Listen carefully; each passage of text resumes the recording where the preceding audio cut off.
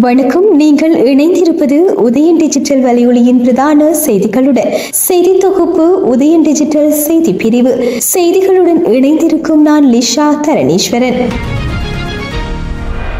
யாழ்ப்பாணம் தெல்லைப்பளை ஆதார மருத்துவமனையில் மனநலம் பாதிக்கப்பட்டு உளவியல் சிகிச்சை பெற்று வந்த பெண்ணொருவரை துஷ்பிரயோகத்துக்கு உட்படுத்திய குற்றச்சாட்டில் துப்புரவு பணியாளர் கைது செய்யப்பட்டுள்ளார். திருமணம் முடிப்பதாக வாக்குறுதி வழங்கியே மனநலம் பாதிக்கப்பட்டு அந்த யுவதியை அவர் துஷ்பிரயோகத்துக்கு உட்படுத்தியுள்ளார் என்று தெல்லைப்பளை போலீசாரிடம் வழங்கிய முறைப்பாட்டில் தெரிவிக்கப்பட்டுள்ளது. முறைப்பாட்டுக்கு அமைய விசாரணைகளை மேற்கொண்ட போலீசார் சந்தேக நபரான துப்புரவு பணியாளரை கைது செய்துள்ளனர். அவரிடம் மேலதிக விசாரணைகள் இடம்பெற்று வருகின்றன.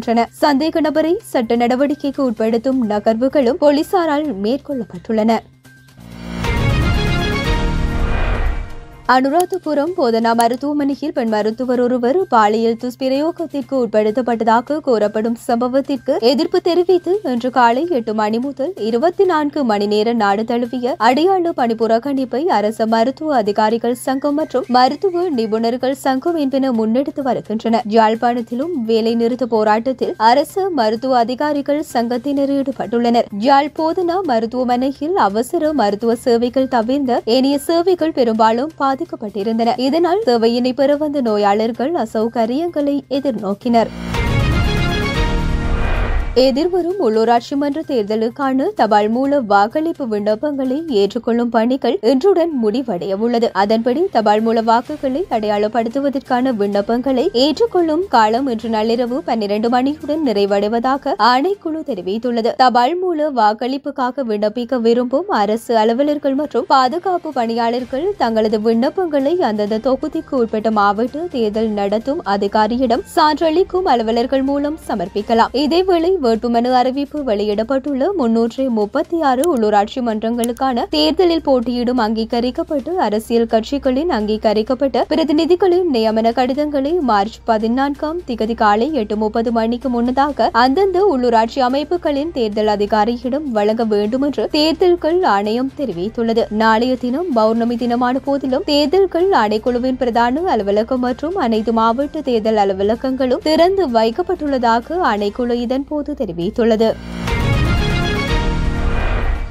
இனங்களுக்கு இடையில் சுமூகத்தன்மையை உறுதிப்படுத்த அரசாங்கம் உரிய தலையீட்டை மேற்கொள்ளும் என புத்த சாசன சமய மற்றும் கலாசார அலுவல்கள் அமைச்சர் ஹினிதும சுனில் செனவி தெரிவித்துள்ளார். யாழ்ப்பாணம் வலிவடக்கு பிரதேசத்தில் கட்டப்பட்டுள்ள தையட்டி விகாரை தொடர்பில் குழுவில் வினவப்பட்ட போதே அமைச்சர் இதனை தெரிவித்தார். குறித்த இடத்திற்கு பயணம் மேற்கொண்டு அதனை பார்வையிடுவதாகவும் இது விடயத்தில் நியாயமான முறையில் தலையிட முடியும் என நம்புவதாகவும் அமைச்சர் தெரிவித்தார். 10வது நாடாளுமன்றத்தின் புத்த சாசன சமய மற்றும் கலாசார அலுவல்கள் பற்றிய அமைச்சர் ஆலோசனை குழுவின் முதலாவது கூட்டம் கடந்த சனிக்கிழமை அமைச்சர் தலைமையில் கூடிய போதே அவர் இவ்வாறு தெரிவித்தார். கூட்டத்தில் அமைச்சர்கள், பிரதி அமைச்சர்கள், நாடாளுமன்ற உறுப்பினர்கள் மற்றும் புத்த சாசன சமய மற்றும் கலாச்சார அலுவல்கள் அமைச்சின் கீழுள்ள நிறுவனங்களின் அதிகாரிகள் உள்ளிட்ட பலரும் கலந்து கொண்டனர். ஜம்மு காஷ்மீரின் மஹோர் அருகே நேற்று பேருந்து ஒன்று பள்ளத்தில் கவிழ்ந்து விபத்துக்குள்ளானதில் 3 உயிரிழந்துள்ளதுடன் 10 பேர் காயமடைந்துள்ளதாக தெரிவிக்கப்படுகின்றது. மஹோரின் கங்கோட்டில் ஜம்மு காஷ்மீரில் இருந்து சாங்கிலிகோட்டுக்கு சென்று கொண்டிருந்த பேருந்து ஒன்றே இவ்வாறு விபத்துக்குள்ளானது. விபத்தில் காயமடைந்தவர்கள் உடனடியாக சிகிச்சைக்காக அருகிலுள்ள மருத்துவமனைகளுக்கு சேர்க்கப்பட்டதுடன் அவர்களில் 4 மேலதிக சிகிச்சைக்காக ஜம்மு காஷ்மீரில் உள்ள அரசு மருத்துவக் கல்லூரிக்கு மாற்றப்பட்டுள்ளதாக போலீசார் தெரிவித்துள்ளனர். விபத்துக்கு காரணத்தை கண்டறிய போலீசார் மேலதிக விசாரணைகளை முன்னெடுத்து வருகின்றமை குறிப்பிடத்தக்கது. பிலிப்பைன்ஸின் முன்னாள் ஜனாதிபதி ரோட்ரிகோ டுடெர்டே கைது செய்யப்பட்டுள்ளார். போதைப் பொருட்களுக்கு எதிரான போர் தொடர்பாக மனித குலத்திற்கு எதிரான குற்றங்களுக்காக சர்வதேச குற்றவியல் நீதிமன்றம் இன்டர்போல் பிடியாணை உத்தரவு பிறப்பித்ததன் பின்னணியில் இக்கைது இடம்பெற்றுள்ளது. இவர் ஹாங்காங்கில் இருந்து நாடு திரும்பிய சிறிது நேரத்திலேயே மணிலா விமான நிலையத்தில் வைத்து அவரை போலீசார் கைது செய்துள்ளனர். கடந்த 2016 முதல் 2022 வரை தென்கிழக்கு ஆசிய நாட்டின் ஜனாதிபதியாக இருந்தபோது இவர் மேற்கொண்ட கொடூரமான போதைப் பொருள் எதிர்ப்பு நடவடிக்கையில் ஆயிரக்கணக்கானோர் கொல்லப்பட்டனர். 79 வயதான அவர் கைது செய்யப்படலாம் என்ற செய்திகளுக்கு பதிலளிக்கும் போது சிறைக்கு செல்ல தயாராக இருப்பதாக முன்னதாக கூறியிருந்தமை சுட்டிக்காட்டத்தக்கது.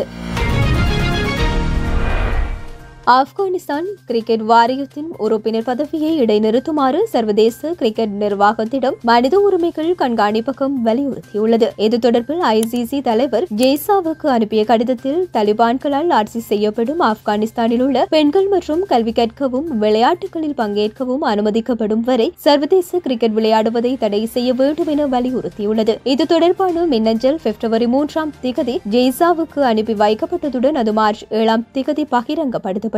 கடந்த 2021 ஆகஸ்டில் மீண்டும் ஆட்சிக்கு வந்ததிலிருந்து தலிபான்கள் பெண்கள் மற்றும் சிறுமிகள் தங்கள் அடிப்படை உரிமைகளை பயன்படுத்துவதை தடுக்கும் வகையில் கடுமையான விதிகளை பிறப்பித்துள்ளனர். இதில் கருத்து சுதந்திரம் மற்றும் இயக்க சுதந்திரம், பல வகையான வேலை வாய்ப்பு மற்றும் 6ஆம் வகுப்புக்கு அப்பால் கல்வி கற்கும் சுதந்திரம் ஆகியவை அடங்கும். இவை வாழ்க்கை, வாழ்வாதாரம், தங்குமிடம், சுகாதார பாதுகாப்பு, உணவு மற்றும் தண்ணீர் உட்பட அவர்களின் அனைத்து உரிமைகளையும் பாதிக்கின்றன. 2021 ஆண்டில் ஆப்கானிஸ்தானின் மகளிர் கிரிக்கெட் அணிக்கான பணம் நிறுத்தப்பட்டிருந்தாலும் நாட்டின் ஆண்கள் அணி தொடர்ந்து நிதி மற்றும் தளபாட ஆதரவை பெறுகின்றது. இது ICCயின் சொந்த பாகுபாடு எதிர்ப்பு விதிகளுக்கு முரணானது என்றும் அந்த மின்னஞ்சலில் சுட்டிக்காட்டப்பட்டுள்ளமை குறிப்பிடத்தக்கது.